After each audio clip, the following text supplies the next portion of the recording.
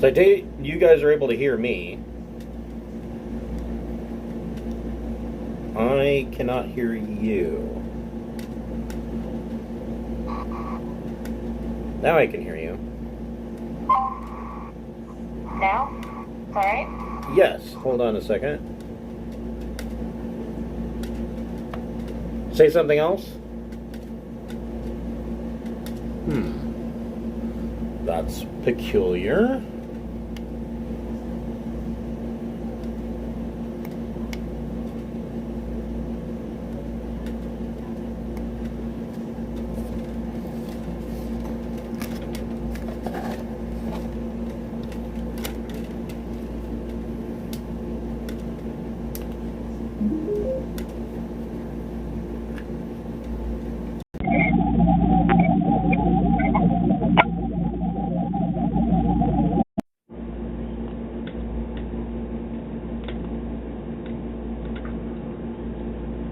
There we go.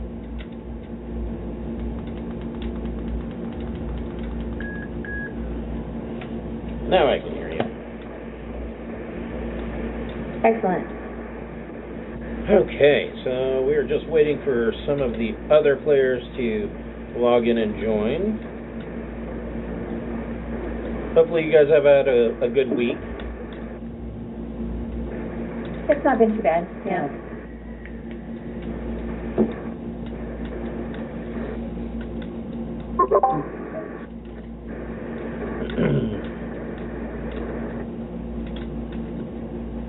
While we are waiting for everybody else, I will go ahead and do our opener.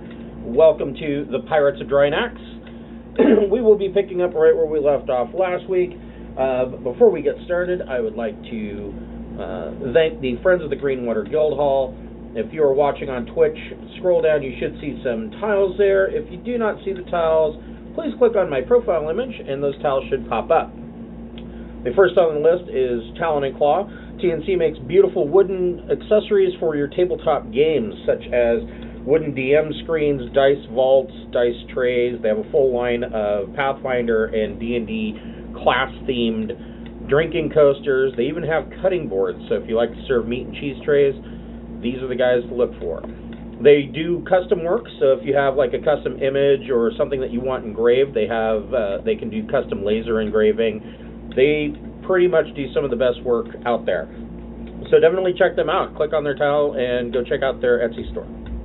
Next on our list is the Speechless Bard.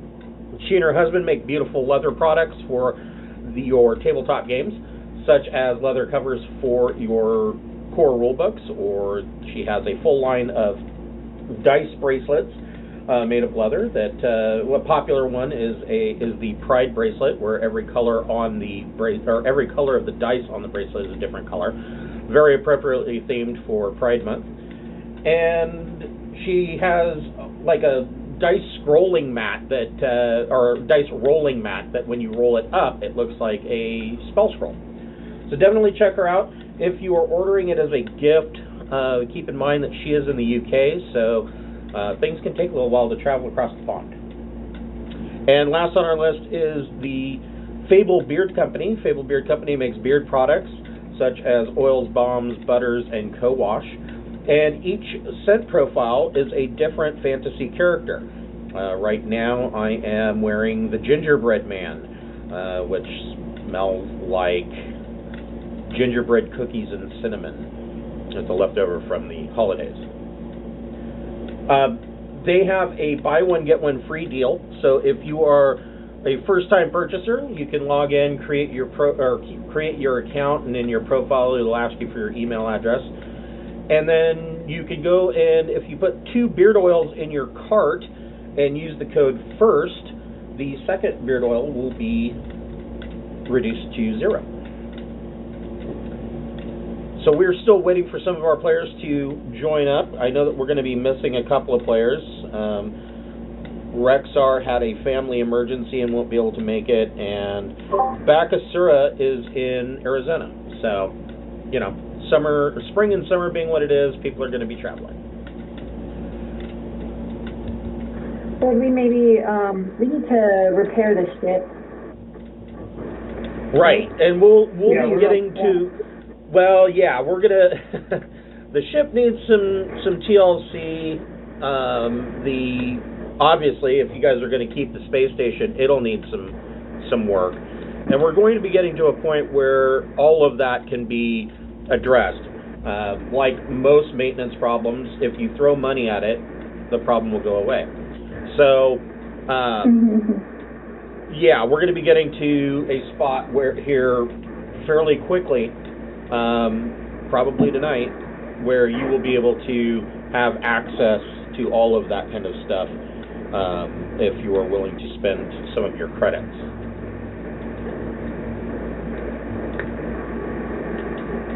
Carrie, did you see her message on Facebook? She said she's going to be here in a minute. Yep, so. she says she's on her way. Alright, yeah. Good time. Yeah, we had some, like, it's so funny because all of our games last week, all of the ones that I ran, Discord ran flawlessly, and then the Saturday afternoon game, we had nothing but problems, so, I don't know. I'm not entirely in love with Discord, believe me. Yeah. There's Raph. Cool.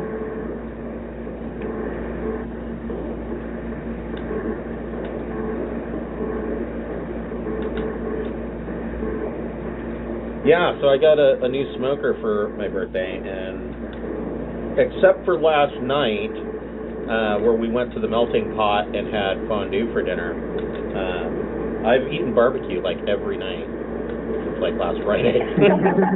I'm smoking everything. Sounds like a great time. Yes. Yeah, life is rough.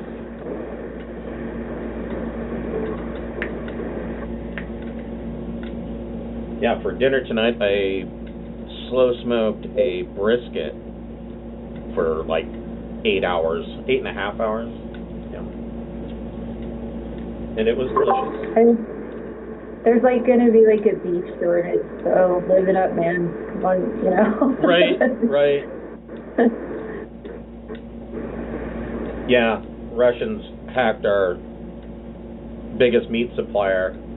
You know, it's one thing to hack the electrical grid, but when you start fucking with the beef, now you're going to piss me off. The beef pipeline is all clogged up. It's a mess. Yeah.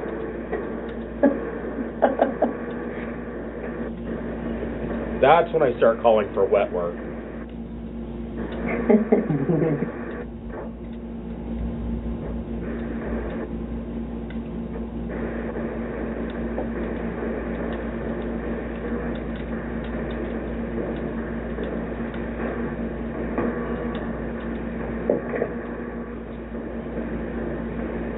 Yeah, the melting pot, that was the first time I've ever been there, either of us, and it was pretty fantastic.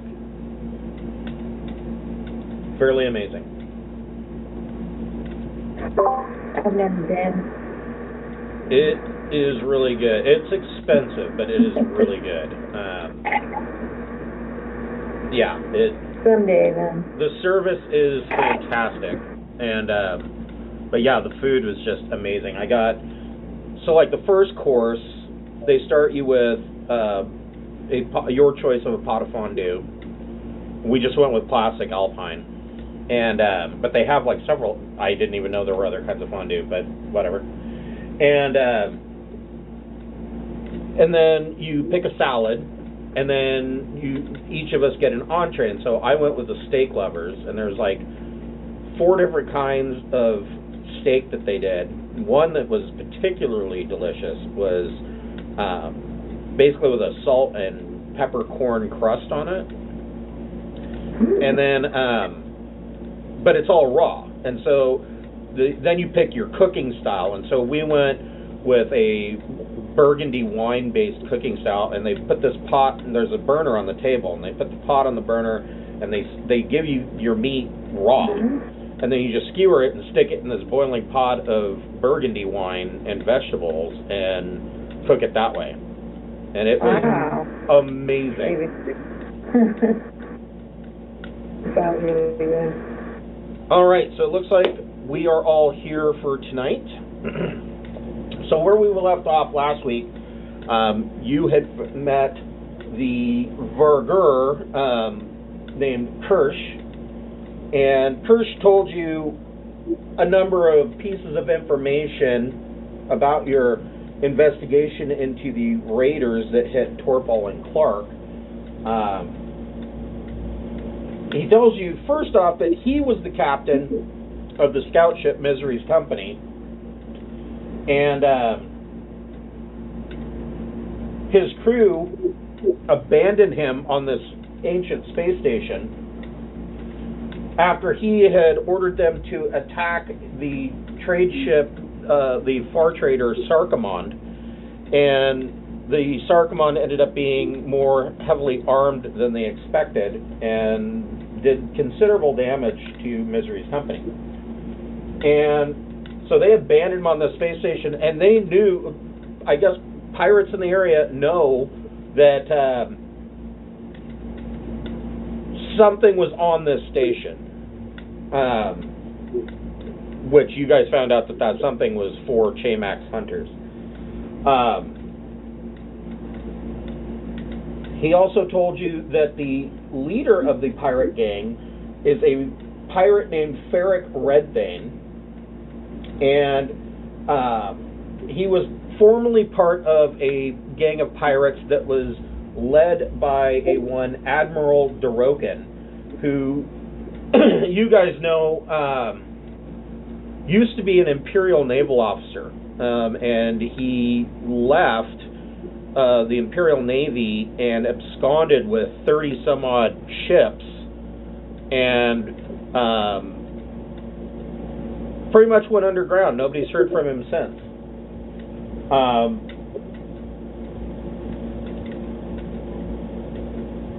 Ferric tells you that he needed protection, or he needed protection of one of the other pirate gangs, which is why he signed up with Ferric Redthane, and Ferric Redthane and Admiral Darokin got into a fight, and Redthane couldn't go back to the famed pirate planet of Theev, and so he's been looking for other gangs for protection, and thought that doing a spectacular raid on Torpal and Clark would gain him some notoriety with those other gangs. And Krrrsh tells you that his trusted lieutenant, Miria Silverhand, is likely on Theev right now trying to negotiate with the other pirate gangs to get him some protection. Krrrsh, of course, is terrified of going to Theev, but if you want to go, he can tell you, A, how to get there, and B, he can give you the landing codes so that you can actually land on the planet. So then the question became what to do with the space station. I was under the impression that you wanted to try to make some repairs and likely keep it as a little secret base of your own. Am I on the right track with that? Yeah, I think that was the plan, was to retrofit it and make it a base. Okay, so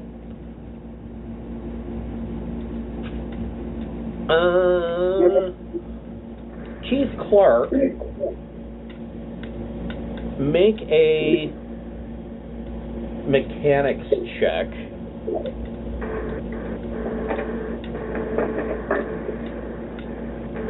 Okay.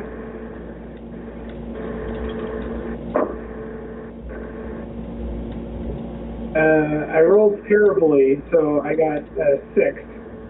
Okay. So you'll need to make 3 of those checks. So your next check, you are at -2 to your mechanics check. However, okay, if you would like, you can make a, hold on, I will tell you.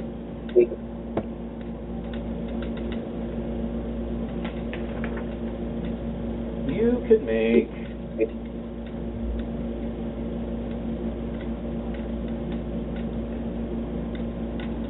an engineer life support check. And you also, if you would like, you can make a engineering or mechanics check for your new astromech droid. Oh, yes. I forgot about that. Because he will help you. Yeah, that would be great. What does he do? God. Oh, yeah, he's got Mechanics 3 and Engineering Power 3. Both of those would be good. Okay. Let's do. Okay, so I got Breaking another engineering check at -2. yeah, I'm doing my second mechanics check at -2, and I got 8. Okay. And go ahead and have him, go ahead and have your droid first make his mechanics check. Okay. Mechanics check is 11. Okay. And have him make an engineer power check. Engineer power check.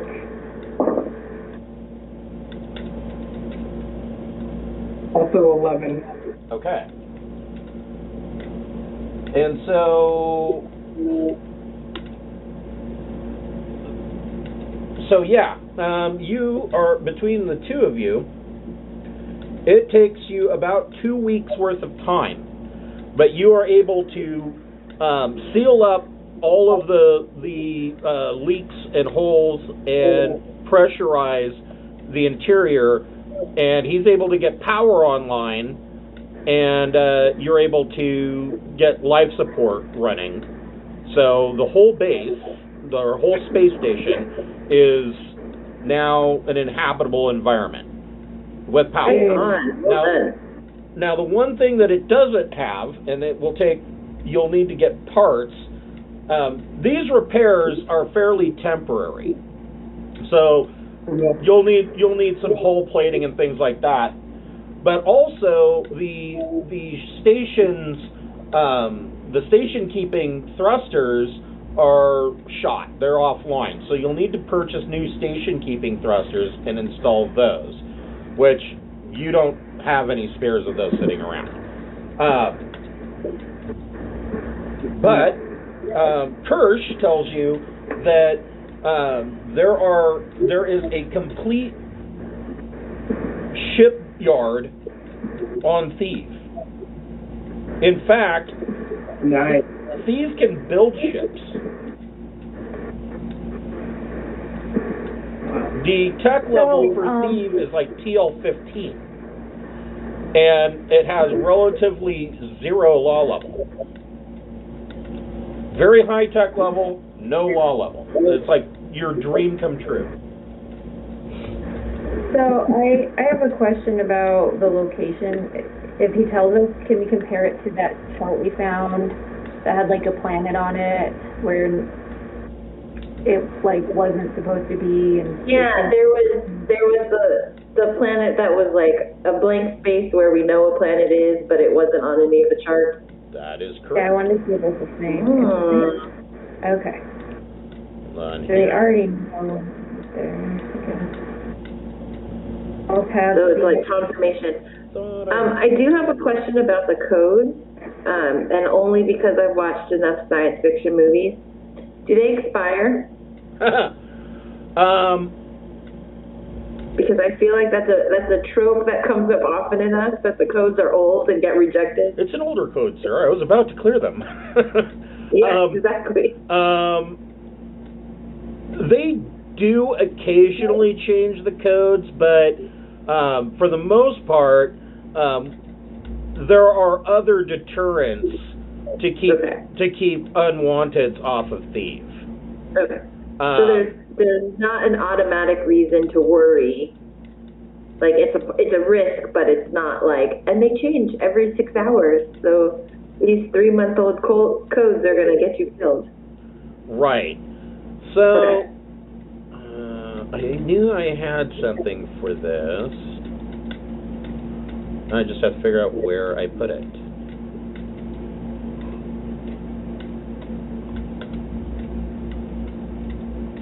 Here it is. So,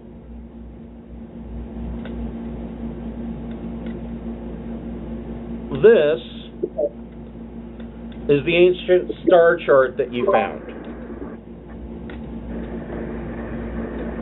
I assume everybody can see this? Yes. Yeah. So, The Outrim Void. yeah, the Outrim Void is a section of space with fairly few star systems. Now, this is the map that you found. You can locate Homestead and Thalassa fairly easily. Over here, you see the planet BT-SHG 365 listed on the star chart. Now,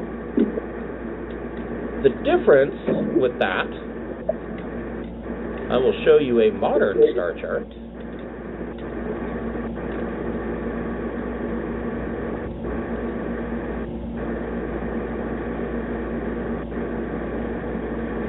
So this is a modern star chart.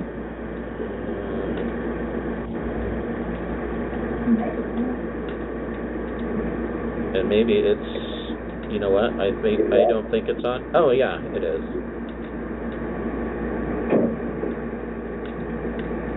No, it's not. Damn it. Anyways, where that system is for BTSHT 365, you show that to be empty space on your modern star charts. Now, that doesn't mean that something isn't there. That just means that whatever scouting mission went into that area, either it hasn't been scouted, or perhaps it, you know, hasn't been scouted recently, or there's a number of reasons why that space on a modern star chart might appear to be empty. I mean, there have been arguments made about, oh, well, if you can see the star in the sky, you know that something's there. Well, that is a bullshit argument, because if you were traveling through jump space by looking out your window and pointing at a star, you're going to have a very short life. I mean, you've got to calculate for spatial drift, rotational, galactic rotation. I mean, there are a ton of mathematical equations that you would have to come up with, and pointing at a dot in the sky is not really going to get you anywhere. So, the likelihood is that this area hasn't been properly scouted in 2,000 years, and maybe there is something there, or maybe there isn't. So it's a risk if you want to jump there. But what he shows you, going back to said map. So what he shows you is you are currently at Borite, here. All the way down to the bottom right side, you'll see Marduk and Borite. So your ship has jump to capability. He says that if you jump to Noricum, and then jump to this space here, there is a secret fuel cache that is floating out in the dead of space that pirates use to refuel their vessels so that they can finish the jump to Theev. So That sounds theoretically, a little bit fast to me. theoretically, you are 3 weeks out, just by jump time.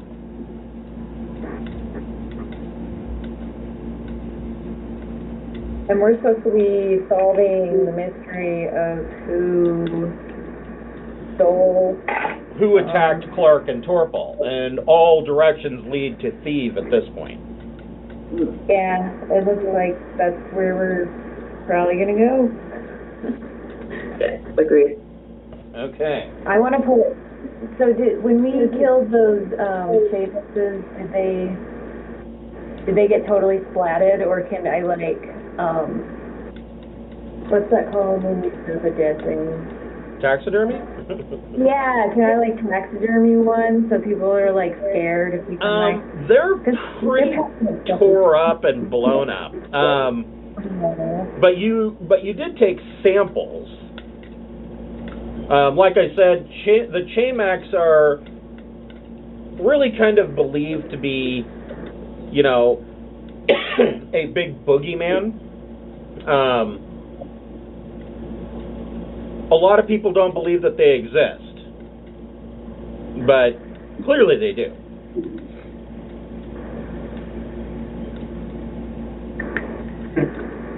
Okay, just whatever most intact port we have, we'll just have peeking out of the vent near the entrance, so people are like, whoa, never You mind. just put the head of one near the entrance. Yeah. Yeah. Yeah, Stuff peeking it, out man. of the vent. Just hanging out by the window, just the little porthole, hot glue the face to it.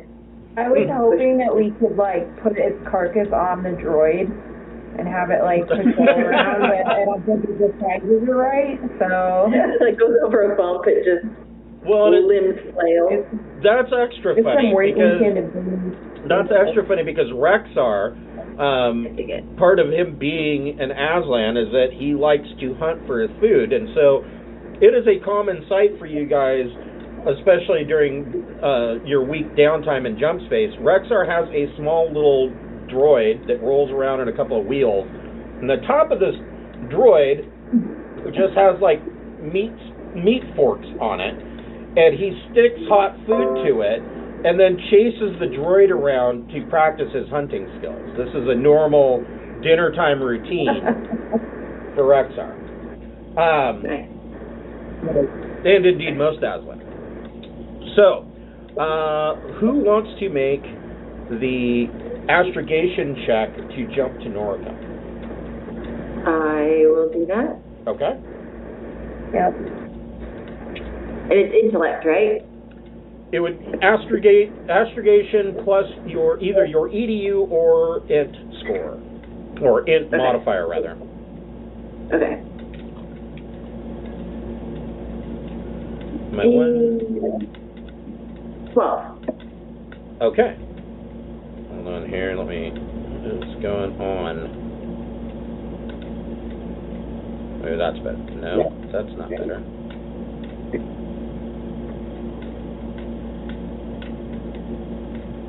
Huh. Tonight's technical weirdness is brought to you by a camera causing this avatar to just blink and wink. Okay, so Qingxi just completely blows out the astrogation check.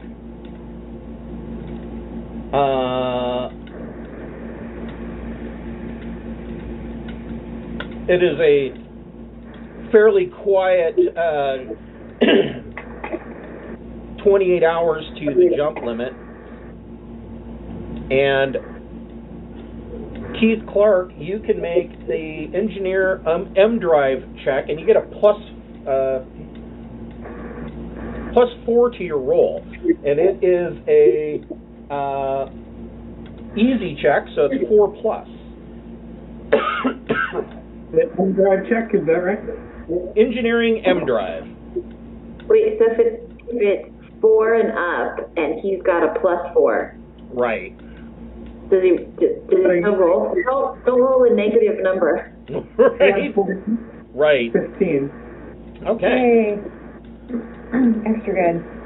So you guys come to Noricum, And at Noricum, your ship's computer, the Harrier's computer, comes to life, and library data starts scrolling up about information about Noricum. And Noricum was not always named Noricum. Noricum was originally named Sindal. And this was the seat of the Sindalian Empire and was the throne world.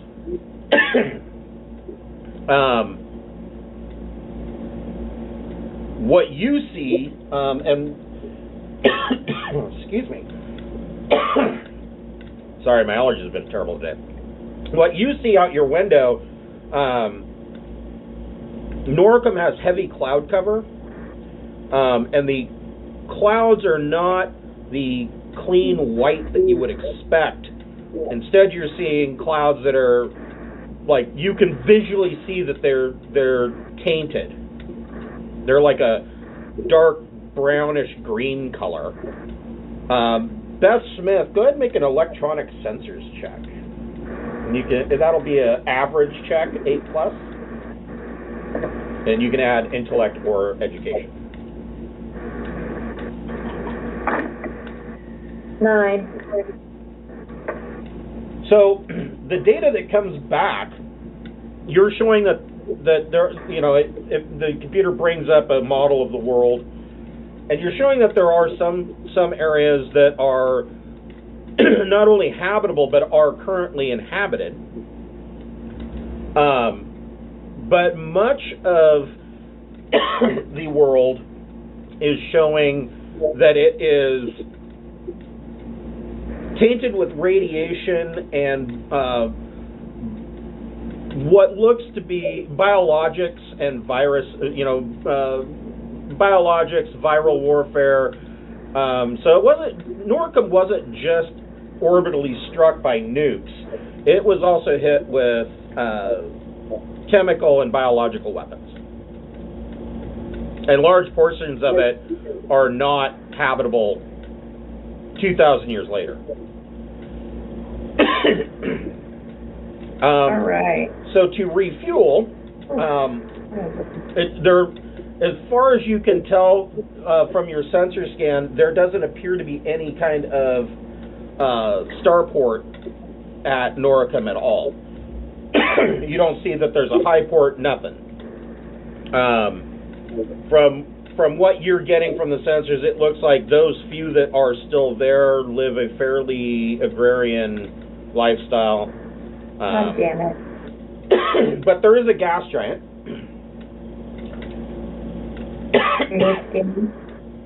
So, if Qingxi wants to do some gas giant skimming, Okay. Yeah, for fuel, let's do it. So, that is a difficult check, being 10 plus. Make a piloting roll plus your dex. Okay.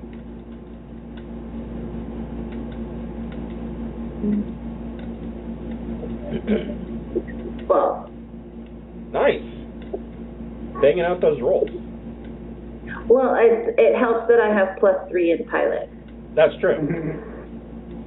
So yeah, making it look easy.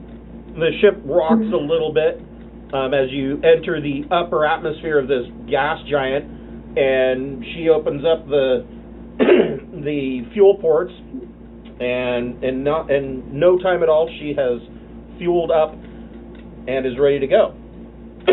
So from Noricum to here, Qingxi, make a astrogation plus intellect or education, your choice.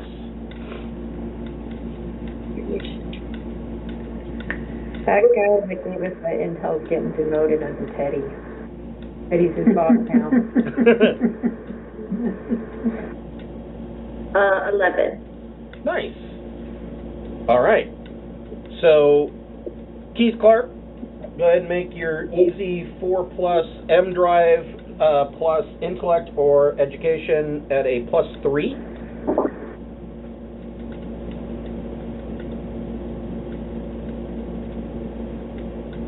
Well, Nice. So this is where the nervousness comes in, because you are jumping into blank, empty space. And you spend another week in transit. After sitting there for a week, you know, getting to know the new robot, you come out of jump space, and it is indeed black. Who wants to make an electronic sensors check? I'll do it. Yes, I rolled really good.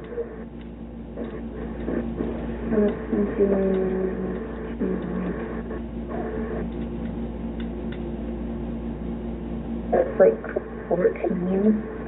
Okay. Raph, I'm assuming that you're probably spending some time in the missile turret or particle barbette turret. Make a recon check. Yeah, boy. 8. You got an 8? So, in the distance, you see that there is, like, way out there, in the black, you can see a small flashing, like, it looks like a docking beacon light.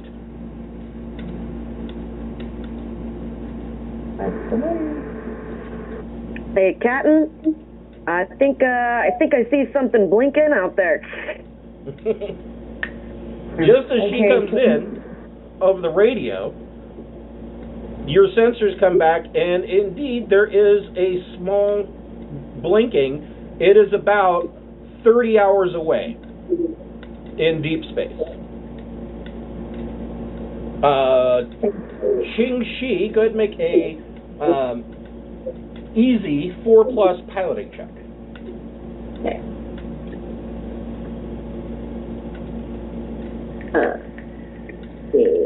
3, it was 6. Okay. So, you, Qing-Shi puts the ship in alignment and heads that direction, and 30 hours later, you come up on what looks like an automated fuel dump.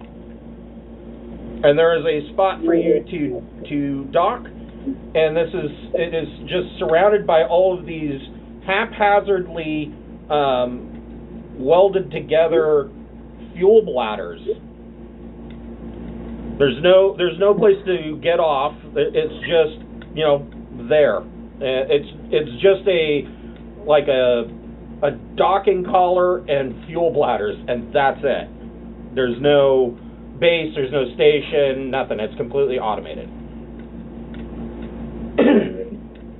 So you guys spend the next couple hours refueling, and you are able to make your jump, which is only a jump 1, to the planet of Theev. So, Qing-Shi, make an astrogation check. It will be routine 6+.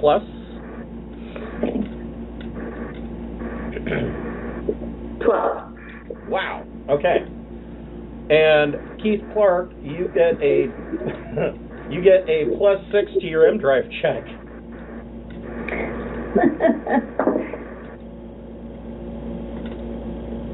I have a real bad feeling that my days are going to fail me very soon. Yeah, right. They just do like one after another. So I got 15. Okay. So, between Qing-Shi and Keith Clark, after a week, you come out of jump space, and your accuracy is so dead on that not only did you get closer to the planet, you didn't even come out of jump space at the 100 diameter limit. You came out well within, like, the 50 diameter limit. So you're closer to the planet. And on sensors, you can see this red dust ball planet, and there is a moon orbiting or going around this planet. And according to what your sensors are telling you, every once in a while, you see that there is a jet of thrust that comes off of the moon. So it is not a real satellite. It has been placed there artificially. It's not a moon. As you get closer, you realize it is a moon. However, it has been laser drilled to look like a skull. That's so cool. Beth Smith, make an electronic sensors check.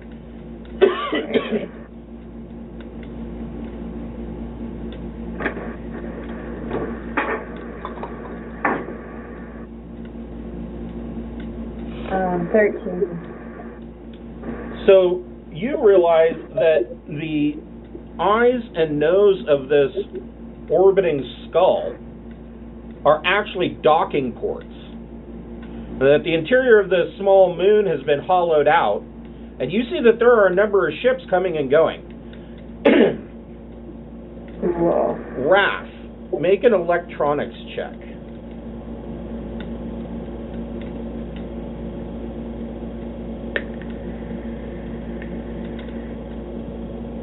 Is that intellect? Yes. Either intellect or education, your choice. 11. Okay. So, Raph, you're sitting there continuing to do your weapon scenarios and maintenance, and you detect that you're getting a small alarm on your board, threat board, showing that weapon systems on that skull-shaped satellite are locking on to the Harrier. You know,